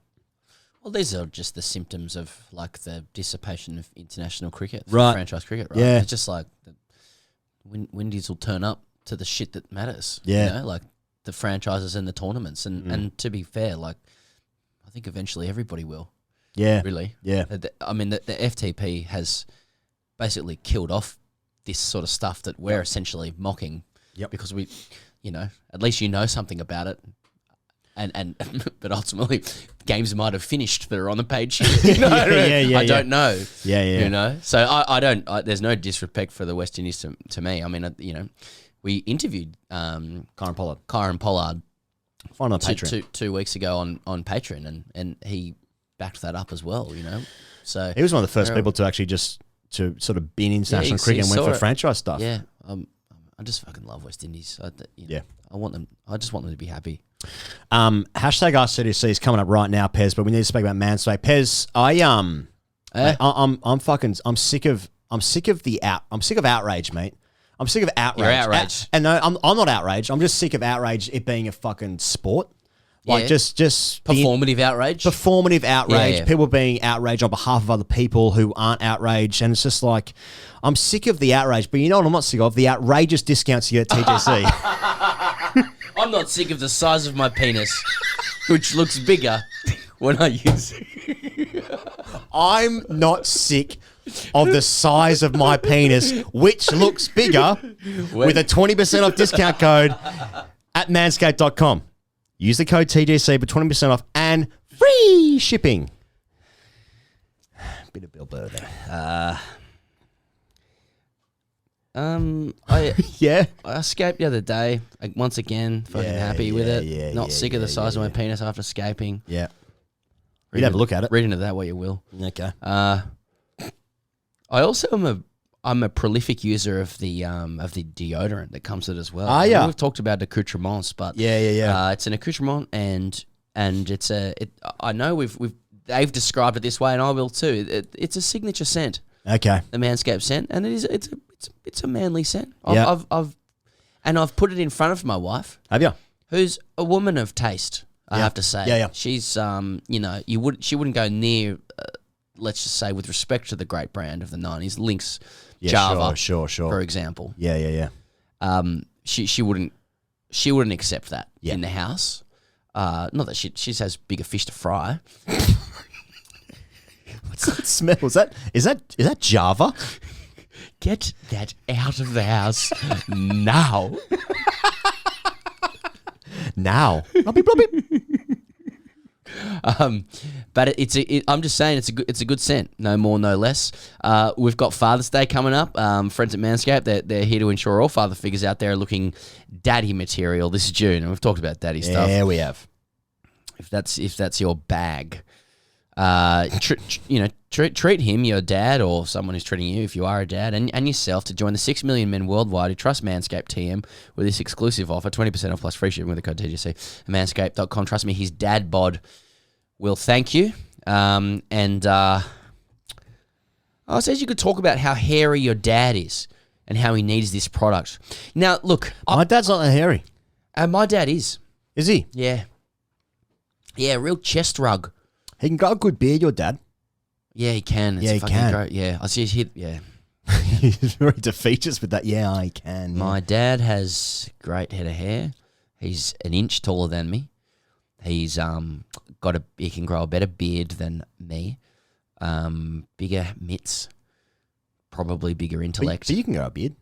I can, but it's a slightly receded beard. What does that mean? I can't get the beard up around the chops, around the cheek area. Like I can't fill it out. It's just a bit thin around. It's closer hugging the jawbone. Okay. But it's a good, like, it grows fast and that stuff's all well and good. But if I could just get a bit of volume, around the cheek area. I think about these things. Yeah. No, all my hair was reserved for my eyebrows. My brows. Thanks God, Mr. Abbott Smith. First time I met your dad, I said to you, "Your dad's a good looking man." Yeah, he is. He's good looking man. Yeah. Yep. Yeah, bit hard and he was given genes that frankly I could have used. You know what I mean? I don't know. Has he done enough with what he's got? Has he done enough? Is he full value? Mate, you're not full value for your genes, mate. You got fucking mitts, Dad played twos. Did he? And Dad played good level. combined green shield. Okay. At the SCG back then again, and against Country. So your dad could play? And faced Jeff Thompson. No way. Yeah, he was left arm wristy. Yes. My dad. Yes. So Left arm not orthodox. Yeah. No, I mean, we played in the backyard a lot. But yeah, I mean, and at the end of the day, it's just, any danger of a fucking mitt, passed down the line. Sure. But yeah, no, it's so. But would I get my dad manscaped? You know what? I actually, come to think of it, I would. It's just that I don't think that it's quite in the dynamic between father and son for me to say, listen, here's some materials for you to, because my dad's wife, you know, is not my mother, but even that is sick to me as well. Not the wife, but even with my mum. Like, do I really want to assist my dad in cropping his genitals and his pubic hair? Do I want to assist in that? Do I want to leave him with that package, knowing that he's now going to please his partner? The performance package 4.0. The lawnmower 4.0 with the accoutrements, with all the bells and whistles, the crop duster. Because he'd open up and go, do you get the accoutrements? The drill pouch, boxes 2.0, and the 4000K LED spotlight he needs for a more precise shave with advanced skin safe technology. Do I want to leave him with that? Do I want to help his sexual fucking appearance? Why do they have to name the boxes 2.0? Can't they just name it something else? I guess it starts a fucking trend. software update. It makes me anxious. It's like with the iPhone when it got to 10. What the fuck are they going to do? They just called it X. Okay, it's good.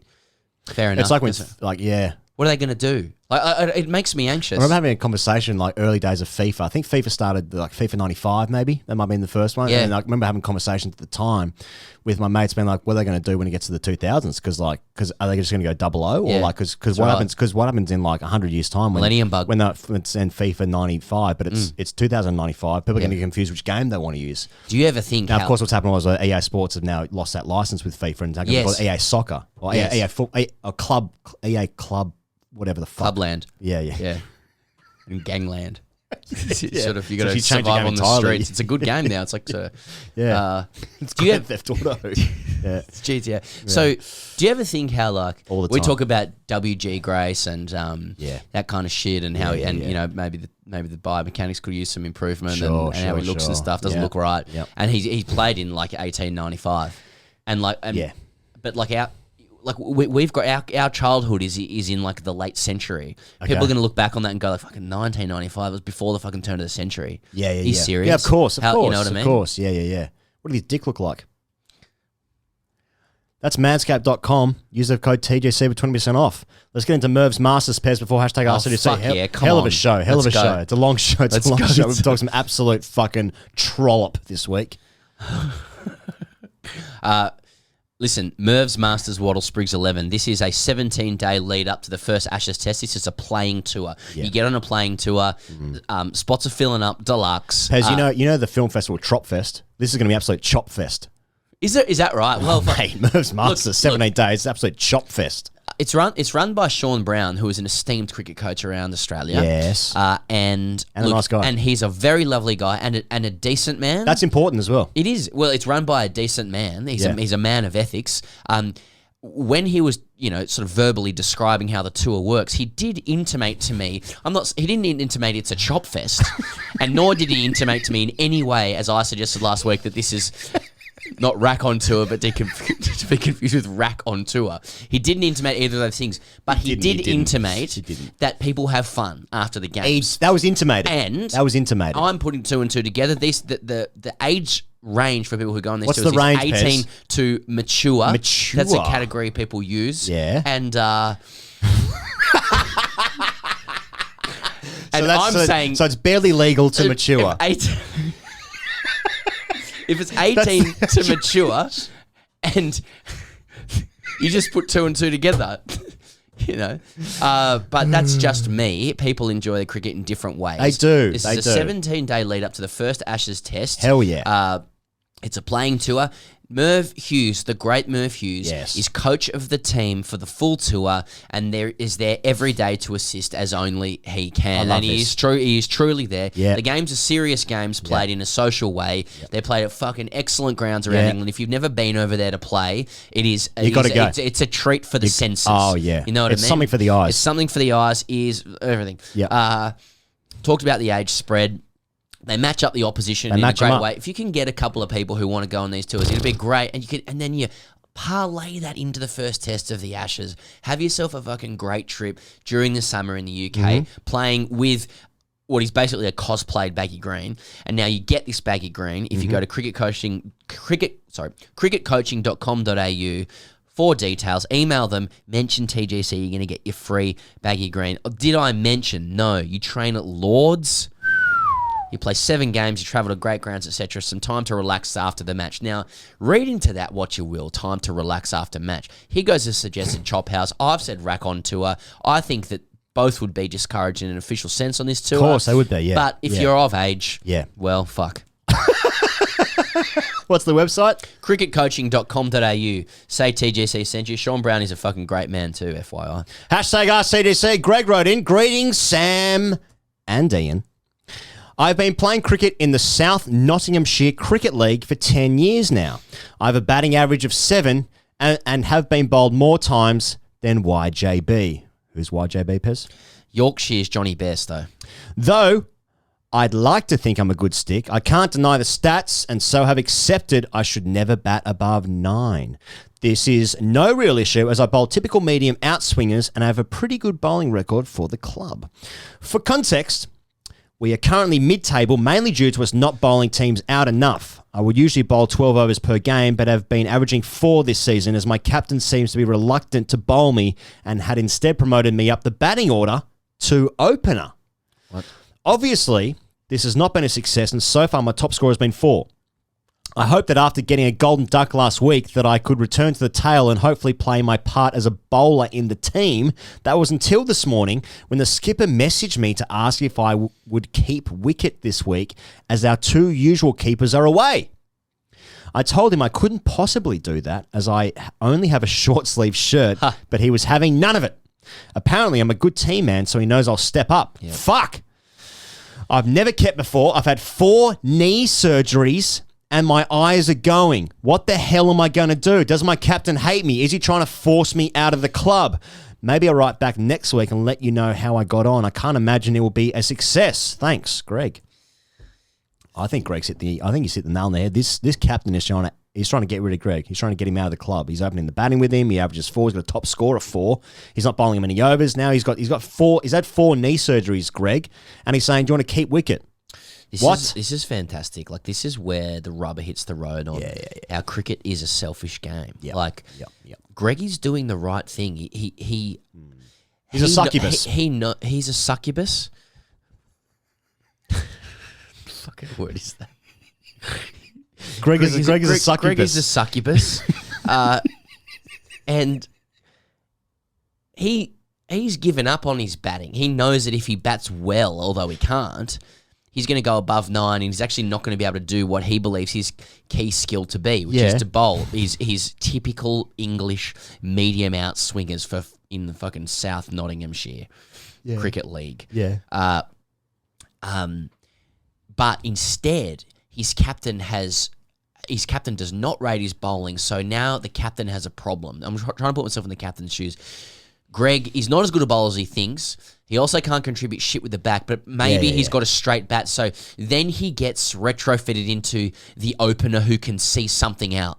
Do you know what I mean? Yeah. Like, it's how at like test level, like ball. Keith Stackpole, he's put him at the top, or guys who go from sort of batting 8 to like, oh no, he could open the batting because he could be a stodgy little coat. You know what I mean? He can have a straight enough bat. He can sort of save the good guys from scoring. From having to face Take the some tough shine off the new ball. Shine off the new ball, like real old school shit. And Greg's obviously having none of this. Nah. And then, so as to kind of compound the fact that, or to confirm the fact that the captain thinks Greg offers nothing to this team. Yeah. When 2 wicket keepers are unavailable, the least valuable person in the side, who's not been value. Yeah. There's no value. He's not been value for it. No.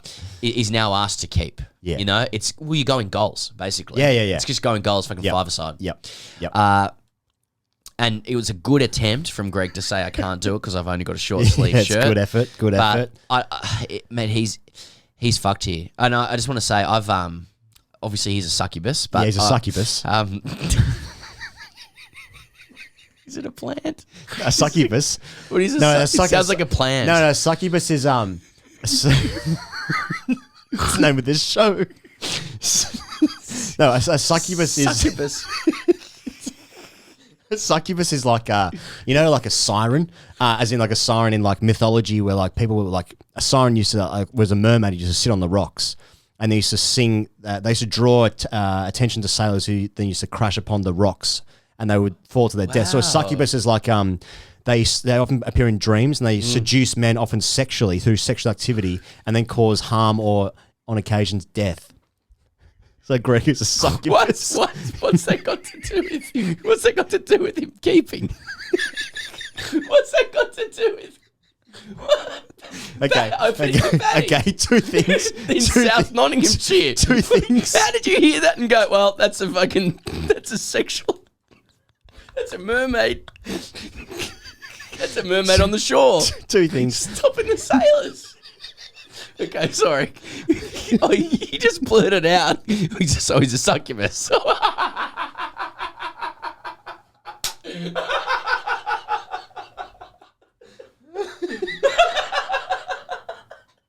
course. Everyone was thinking it. I'm just saying what we were thinking. Two things. First of all, I just really wanted to say succubus. Oh, no, it's great one. And second of all, he's being used to lure other men to their death. I don't know. I can't see through his glasses. I'm fogged up. I know the feeling of being Lured to your death by a mermaid on by the a rocks. mermaid, a siren. Yeah. Yeah. Fuck me. I know the feeling of being cast as the team man, and Yeah, how unjust it is. How unjust it is. Yeah. And I'll park to the side the feeling of being lured to my death by a mermaid who's sort of sexually trying to persuade me.